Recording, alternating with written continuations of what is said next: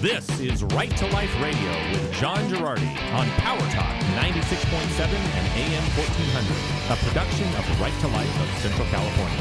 And now, here's your host, John Girardi. Right to Life Radio is proudly sponsored by Dizon Medicine and Dizon Medicine Urgent Care Plus. The city of Visalia not getting a Planned Parenthood clinic. Woo-hoo. Welcome to Right to Life Radio. And for those of you listening on Power Talk AM 1400 in Visalia, we're going to recap what has been a kind of dramatic few weeks here in Visalia as Planned Parenthood was seeking to open a large abortion clinic in the city of Visalia. And thanks to the activism of our friends at Tulare King's Right to Life, this has been forestalled. And Planned Parenthood is obviously super ticked off about it, as various tweets from their Planned Parenthood Marmonte social media accounts indicated. They dragged out Dolores Huerta to advocate for them. All kinds of lunacy. So let's give the outline of what happened in Visalia. John, before we do that, can I Yes. just make one point of personal privilege? Yes. I know many of you are just listening, in which case your podcast radio experience will be unaltered. Sure. But if you were watching this and if you were wondering why during the next 45 minutes I repeatedly kind of make funny faces and look like a goofball looking past Johnny. More than normal? More than normal. Yeah. It's because my 2-year-old is joining us for the podcast this morning in the other room. So I am repeatedly making faces at him so that he knows, yes, Dad is still alive.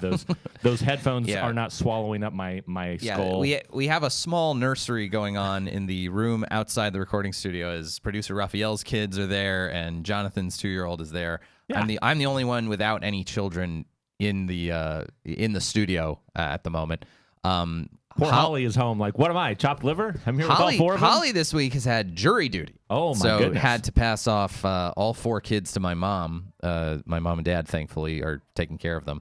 But we're going to see if, having being a homeschooling mother of 4 children is enough of we're going to try and see if that's enough of a hardship to get out of jury service. Although we will, of course, follow all legal mandates, and we will not lie or do anything dishonest in case the state of California or anyone from the DA's office is listening to Right to Life Radio. Holly might do her best Liz Lemon impersonation. She is not going to do a Liz Lemon impersonation. Holly jokes about this. So there was an episode of 30 Rock, which was the old Tina Fey show, which was hilarious, where Liz Lemon got out of jury duty by dressing up as Princess Leia and saying, I don't think it's fair for me to serve on a jury because I'm actually a hologram, which Holly joked that she would do that. But she's not doing that. She's doing her service, just joking around. Okay, so as we are super pro-life here in the office, yes, we're going to talk about the pro-life victory in Visalia. Yes, so there is no abortion clinic that actually does abortions between Fresno and Bakersfield. And while I wouldn't say the area between Fresno and Bakersfield is not necessarily a teeming metropolis center, it is nonetheless. There are nonetheless several towns in between Fresno and Bakersfield, and Visalia is far and away the largest of them. Lots of little towns in Visalia's vicinity. There are little towns like towns in Fresno County like Kingsburg. There are towns in Tulare County like Tulare. Lots of little towns, and Visalia is probably the biggest town in between Fresno and Bakersfield. There are abortion clinics in Bakersfield. There are abortion clinics in Fresno. People who want abortions in Visalia have to travel to one or the other. Planned Parenthood looks at this and sees a market opportunity. Lower income communities without lower income communities without a ton of prenatal care options. What better place to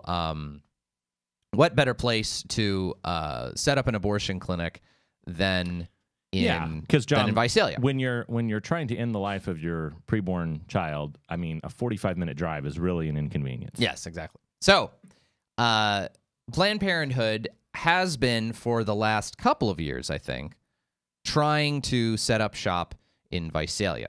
We had heard through the grapevine about one attempt Planned Parenthood made to set up shop within a kind of office complex. Some people heard about it. The office complex changed their sort of complex bylaws. It was basically this office complex with different like medical and legal offices in it. And they changed their bylaws to say, we don't take abortion providers. We have a no killing other people rule for our tenants. Just a little hang up we have. So that failed. And that was, I think, before a pre-COVID thing. And then we now hear of this attempt by Planned Parenthood to not just any abortion clinic, but a very large facility. Basically taking a couple of existing... trying to take a couple of existing strip mall suites and combine them together into one very large multi-bed abortion clinic. And this was being done through a real estate developer called the Orozco Group out of Monterey. Their plan was to develop, they're developing a lot of stuff on Mooney Boulevard in Visalia. And they had gotten a zoning permit for this one bit of property to be zoned for medical use. City of Visalia approved it.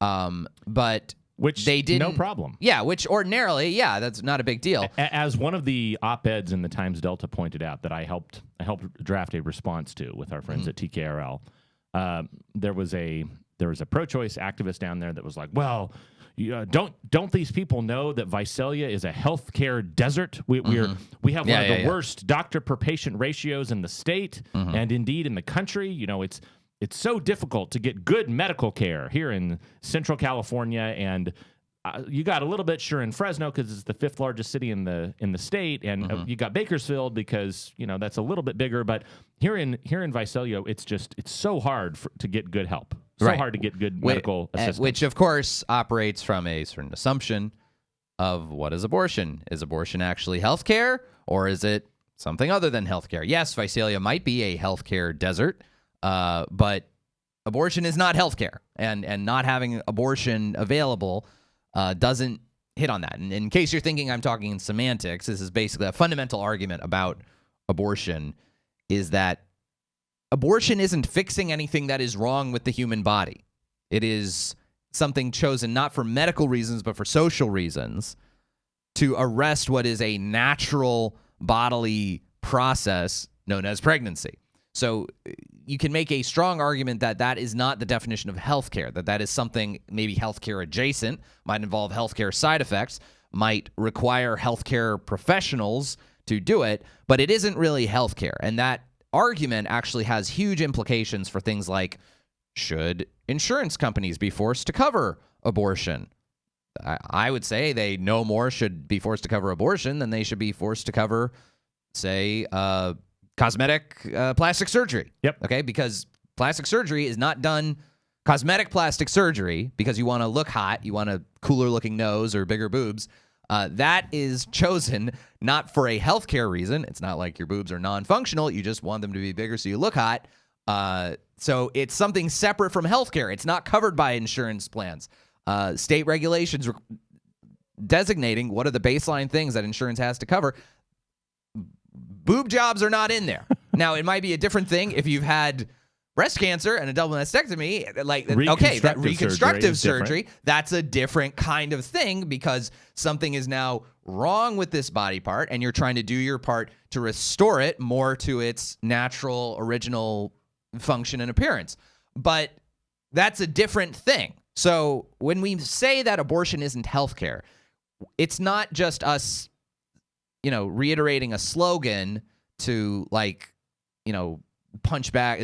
Another way of saying abortion is bad. There's an actual argument to it. So, at any rate, the Orozco Group. It's kind of like John. This is maybe a little bit of a flippant way to put it, but sure.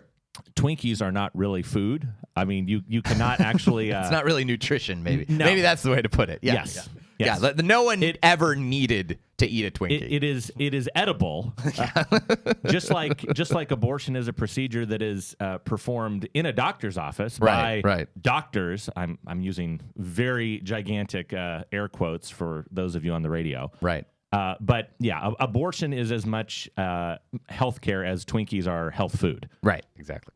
So this developer, the Orozco Group, was going to put Planned Parenthood in. Orozco Group would own the building. Planned Parenthood would be the tenant in the building. And basically, Orozco Group heard about the dissatisfaction among pro-life people in the community in Visalia, how much people in Visalia do not want a Planned Parenthood to open up shop. I should note, by the way, that there is an existing Planned Parenthood office in Visalia, but they don't do abortions there. They have the morning after pill, which can be kind of an abortifacient, but they don't do pill abortions. They don't do surgical abortions. So Orozco Group heard of the dissatisfaction and decided to pull the whole plan. A smart business decision. Yeah, which I think so. Kudos to this group, I just have to say, because John, so often I don't want to cross the streams on our different issues here. Sure. So often you see when woke companies like Disney, for example. Sure. I won't get deep into the weeds on this, but there was a recent example where they were accused of not being woke enough by a certain community. Yeah. And their immediate response was not to say, well, pound sand, this doesn't align with what we want to do, and we want to stay out of it. We're not going to take a position on this issue. Right. Instead, they said, what if we just give you a $5 million donation to make all of this go away? Right. And I realize the Orozco Group I don't know anything about them other than the fact that they've said no on this, but kudos to them for not just immediately buckling under and bowing the knee to Planned Parenthood and their lackeys. I agree. And Dolores Huerta and her, her little activism over there. Say what you will about Dolores Huerta as a labor activist, but now she seems to be just a generalized left-wing, adjutant. John, it's so. Okay, since you brought it up, one of the quotes from that article was just absolutely heartbreaking. I mean, I am not Catholic. Sure. I do not have a gigantic family. Dolores Huerta, I believe, is Catholic, at least from the things I was reading between the lines. A priest poured water over her head while saying, "In the name of the Father and the Son and the Holy Spirit," at some point in her past. She mentions the fact that I am the mother of 11 children. She mentions this in her testimony. Right. And then she talks about her daughter, and she says, I'm so glad that, my daughter had the choice to, not have kids. And I think she even says something along the lines of, my daughter has chosen to have pets, and that's just fine with me. And I'm like, oh, jeez. Like you can't make it up. Yeah. Well, and I mean, this was not an issue about whether or not we're banning the sale of contraceptives in the city of Visalia. Yes. This was an issue about, are we going to have an abortion clinic in Visalia? Have abortion be slightly more difficult to get for Visalia citizens. I mean, her entire thing on that belies the point that she is literally saying, well, abortion has to be, going back to the tragic tenet of Planned Parenthood versus Casey, well, it's a backup for birth control, so we have to have this clinic here. Right. It's pretty sick. All right. When we return, we'll have more on the idea of Planned Parenthood setting up shop in Visalia and things we could maybe do to forestall such things, and maybe cool things that maybe we could see in the Valley in the next few months. Next on Right to Life Radio, right here on Power Talk.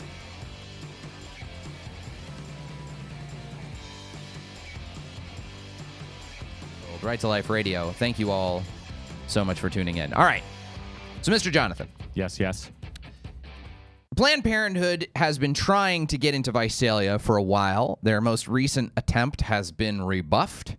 There were a number of ways to approach trying to stop Planned Parenthood, but my ultimate concern is that if Planned Parenthood wants to be in Visalia, if they want to open up shop, even in a very conservative city in California like Visalia, we have limited options as far as what to do to stop it. Now, I think the TKRL people were very sharp about trying to basically make their presence known, and then through the private decision of the real estate developer that was going to be the landlord of this building Planned Parenthood was going to move into, letting it be known to that landlord, hey, you're going to face opposition, you're going to face protesting, like, is this something you really want for your business? And then they privately decide, okay, well, we're not going to, all right, in that case, we're not going to have Planned Parenthood be our tenant. Do you really want to be known as Yeah. the group that built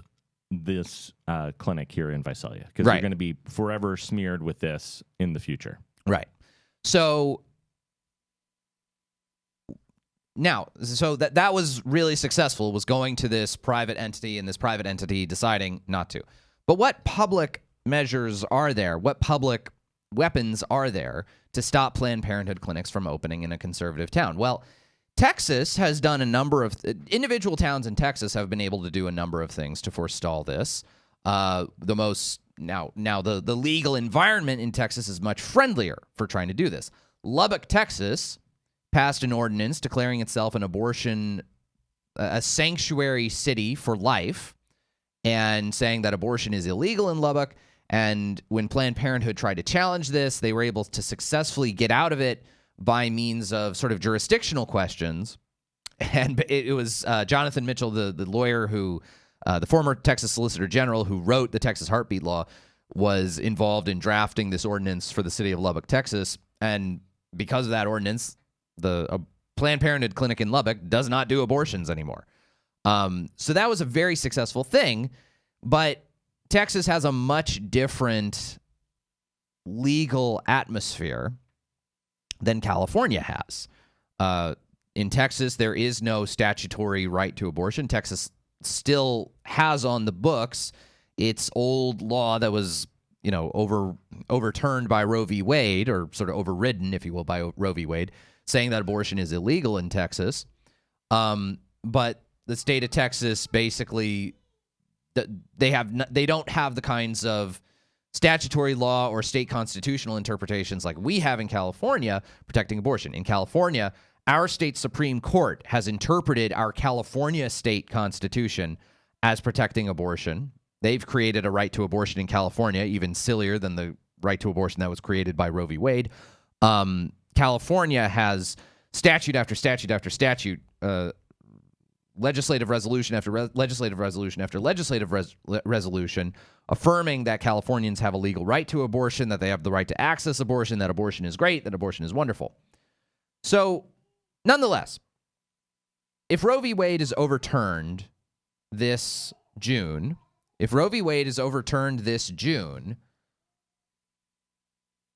every state will be free to, basically regulate abortion however they want. State by state. Every state will be a battleground. Yeah. Overnight. And now, California might not change much, but one thing that I would love to see in more conservative towns in the San Joaquin Valley, Visalia, Fresno, Visalia, Clovis, maybe Madera, other small, more conservative towns in the San Joaquin Valley. Probably not Fresno, given the makeup of its city council. Our city council resolutions heralding the overturning of Roe v. Wade and affirming the right to life. I think that would be a really good thing. John, but what possible precedent is there for individual cities taking a position on this divisive issue? Right. Well, and that's the thing is, so I can see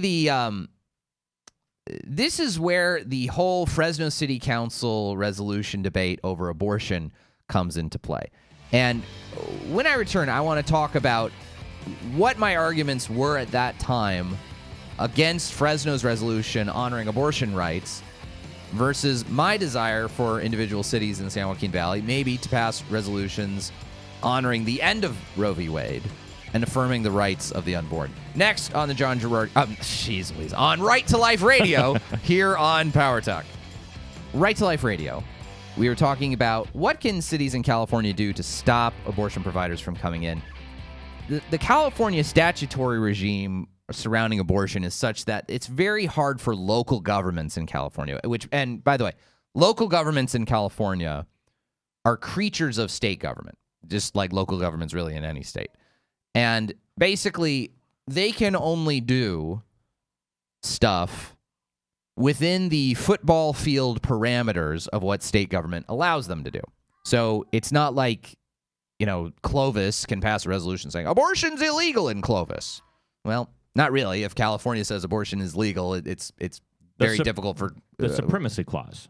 Well, it's more even than the supremacy clause. Like it's just kind jurisdictional of it's basically just local governments within a state really only have their existence because of state government action, state government authorization. So, nonetheless, I am supporting and I would love to see local governments throughout the San Joaquin Valley, if Roe v. Wade is overturned this June, and I think it's likely it will, when Roe v. Wade is overturned in June, I would love to see local governments pass resolutions heralding the end of Roe v. Wade and honoring the right to life.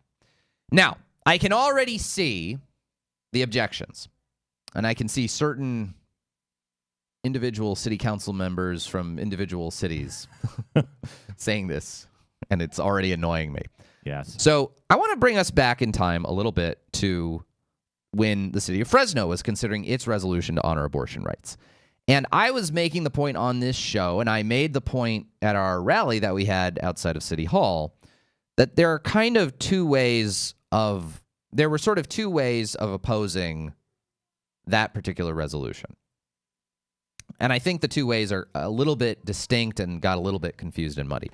On the one hand, there was the argument that, what business is it of a city government to be opining about abortion matters? Like, that's a question for the federal government or the state government. Like, it's not a local issue whether abortion is legal or not. And so what are we doing wasting our time with a resolution on abortion rights? Why take a position on the most controversial human rights issue of our day? Yeah, well, exactly.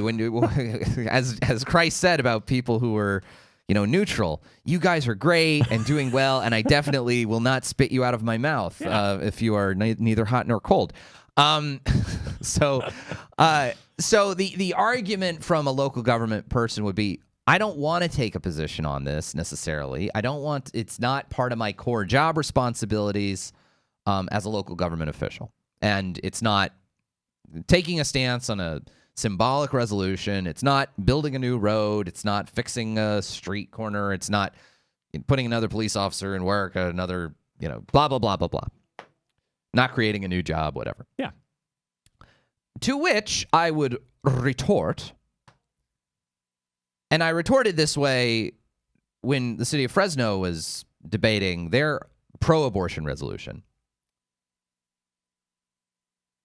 These kinds of city resolutions, we don't talk about how pointless or useless they are, how little they accomplish, how empty symbolism it is when we have a City of Fresno resolution, for example, honoring the victims of the Armenian genocide, or continuing to condemn the nation of Turkey for refusing to acknowledge the Armenian genocide, or deploring Russia, Putin's invasion of Ukraine. I'm sure there have been council resolutions honoring the Ukrainian people over the last few weeks. And to clarify, John, just before you get any blowback, you're not saying that the resolution honoring the Armenian genocide is pointless. We are saying that's the point. That's the precise point I'm making, is that these resolutions are not pointless. We don't view them as pointless. They are symbolic. They are symbolic, but they have a point. And symbolism does not mean pointless. It is good for a political community to honor good things and to condemn bad things. It is good to do that.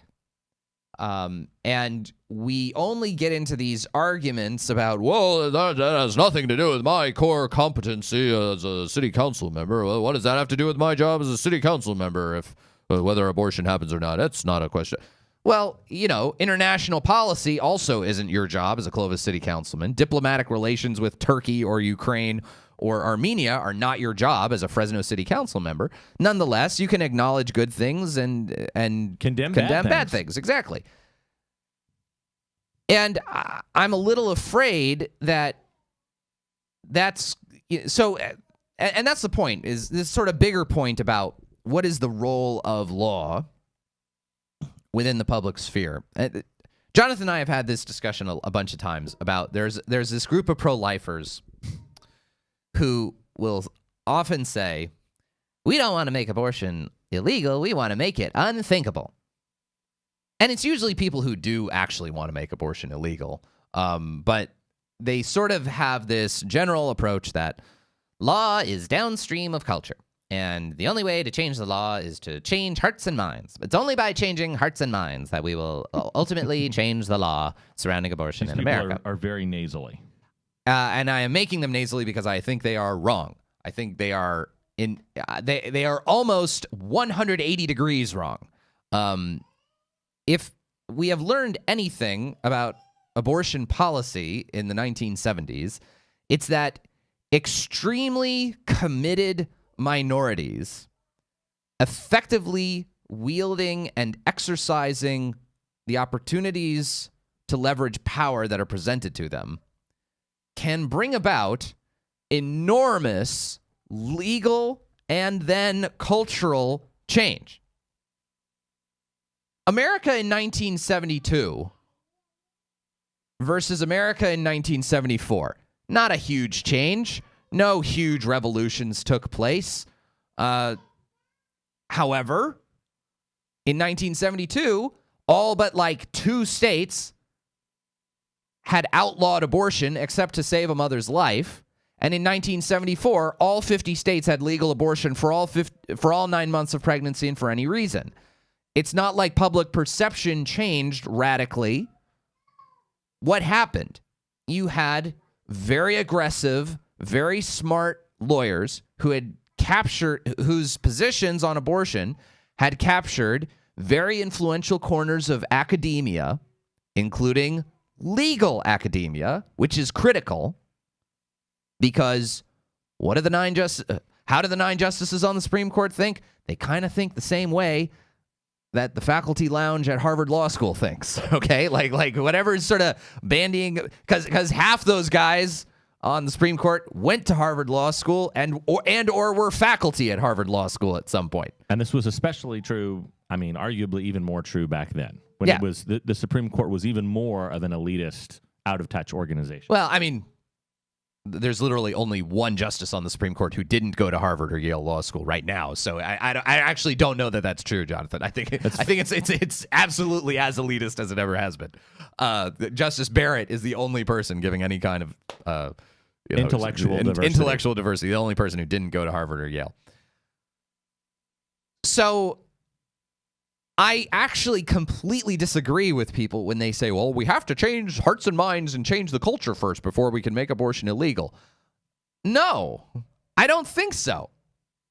And the reason I say that is because, in part, you know what's a really great way to change people's hearts and minds? It's by a government making something illegal, okay? Yes. Or making it legal, all right? Before Roe v. Wade, most Americans did not like abortion. After Roe v. Wade, there was a whole political movement inspired to defend abortion rights, and over 50% of Americans, because someone somewhere said there was a right to abortion, said, well, I don't want to take away someone's rights, so therefore I have to support abortion. Like, that's... You use that magic phrase. You just say that someone has a right to something, and then all of a sudden they do. It's amazing how rights work. It's almost like rights are maybe not even a real thing. Anyway, just sort of an amorphous concept. Maybe we need a better theoretical explanation of what a right is, instead of just creating rights out of whole cloth every time someone says they want something. Anyway, so the point I'm trying to make here is that even so-called symbolic statements by political bodies, by political communities, they're not meaningless, okay? The fact that you have the city of Fresno also on top of the federal government, on top of state governments, on top of this, on top of that, the city of Fresno also condemning the Russian invasion of Ukraine is just another way of buttressing in people's minds that this is the right position for people to take generally. Like, this is the universal position that everyone's on board, including the political community to which I belong. This is the position they take. Like, this stuff, it matters. It's not a meaningless gesture just because it is symbolic. And as a result, I actually think these kinds of resolutions, good or for bad, are really, really important. And they need more attention and more focus than they get. And it's a thing where when liberals push them and conservatives object, they say to conservatives, oh, geez, you guys it's just a resolution. What are you getting all worked up about? It gives squishy conservatives the opportunity to say, well, it's just a resolution. I mean, why are we going to go? What are we going to go to the wall for? Why are we going to the mat for this? We need to demonstrate comity and graciousness with our friends across the aisle. No. And yet, when the left, the response is never made, well, if this is so unimportant, why is the left introducing it in the first place? Why are they pushing this in the first place? We're not the wackos for getting upset that this is introduced. They're the wackos for introducing it and insisting on it in the first place. So, in short, I really feel like this is a test, and I won't put this person's name on blast here specifically because I don't want to be seen as, blasting someone. I will say from a local government in the greater San Joaquin Valley area. Yes. I met this person once a male or female, and this person was complaining about their campaigning and said, well, every time I go to someone's house, the first question they have for me is what I think about abortion. And it just annoys me because my job has nothing to do with abortion. I'm just a city, insert your government position here. It was a local council position somewhere in the greater San Joaquin Valley area. And he said, well, and personally, I just think it's for a woman to decide. And this was someone who kind of is portraying him or herself as a conservative. Woman has a deep voice, I just have to say. Well, So and hearing this person talk, I was like, well, first of all, I will never, ever vote for this person if I ever am have the opportunity to vote for this person. I will never tell anyone to vote for you. But this is the kind of moronic, mid-level, mid-wit mentality we're talking about. All right, to close out the show, Jonathan's going to talk about the aptly named AB 1666, a new bad piece of abortion legislation, next on Right to Life Radio.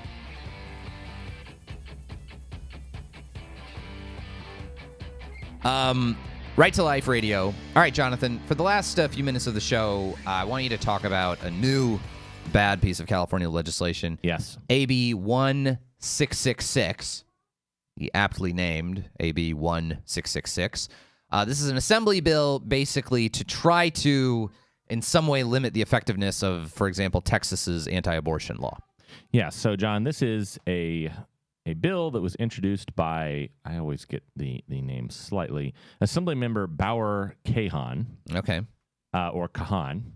Essentially, it is relating to what's happening in the state of Texas. The fact that Texas passed SB 8 and they said, oh, well, if someone in the state of Texas performs an abortion, technically we realize we can't make it illegal, but we're going to make it subject to a civil penalty. Mm-hmm. And you can be sued for $10,000. Right.